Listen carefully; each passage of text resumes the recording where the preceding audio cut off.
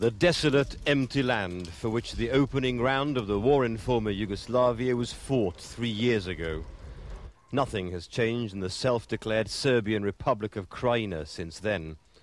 No country except the Serbs' cousins in Belgrade recognizes this as anything other than occupied part of Croatia from which Croats themselves have fled.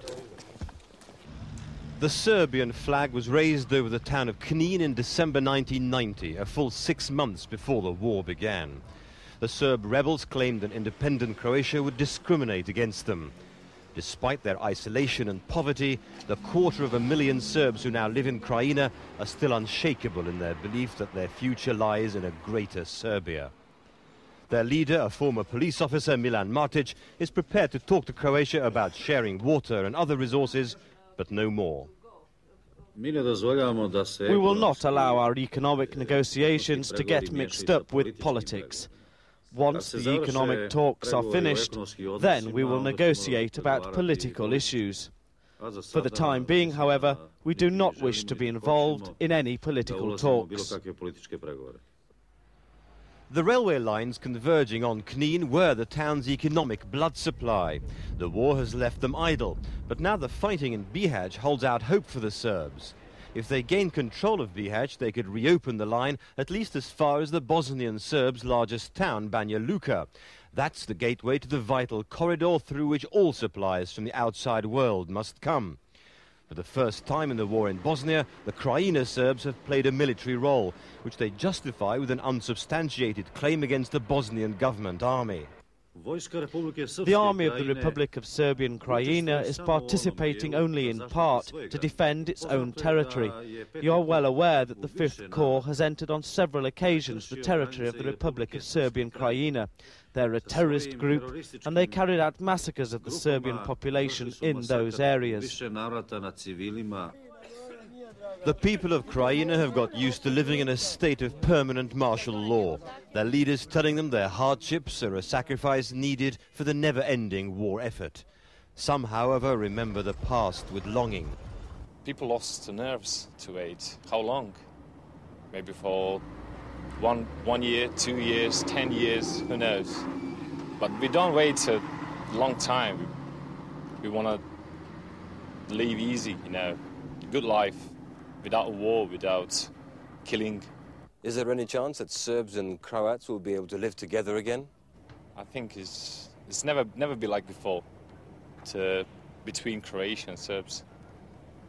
So after the Second World War, you know, we would live together, but after this war, I don't think so. What's happened here may be a warning to those who think that if the fighting in Bosnia ends, it'll automatically lead to an overall solution. The freezing of the confrontation lines between the Krajina Serbs and Croatia, without a settlement of the fundamental political differences, has simply created a state of limbo, without war, but also without peace. It's felt most starkly in a town like Drniš on the southern edge of Krajina. The streets are empty because the majority of the people, Croats, were driven out. Neighbour turned against neighbour as the local Serbs organised their own militia, armed by the Belgrade-controlled Yugoslav People's Army. The embryonic Croatian army of the time was not strong enough to resist. Since then, all attempts to bring back the original Croatian residents have failed. There can be no shared life together. We have to be aware of this. They don't want to live with us, we don't want to live with them. Maybe time will help. In 50, 100 years, the situation will be normal. But at this moment, I just don't believe in that possibility. The United Nations, who brokered a ceasefire, have stationed 15,000 troops in Krajina. Their mandate is to work towards reintegration of the Serb-held regions with the rest of Croatia. But even the UN admits the Serbs appear set to hold out indefinitely. They will say resolutely that they will live off the land if they have to for 1,000 years. And in the end, they will survive. And one has to feel at the moment, although to the outsider coming here, you see a very bleak situation run down. There is not a depressed feeling, I think, in the community. It's quite a resolute one that they know where they're going, regardless of history.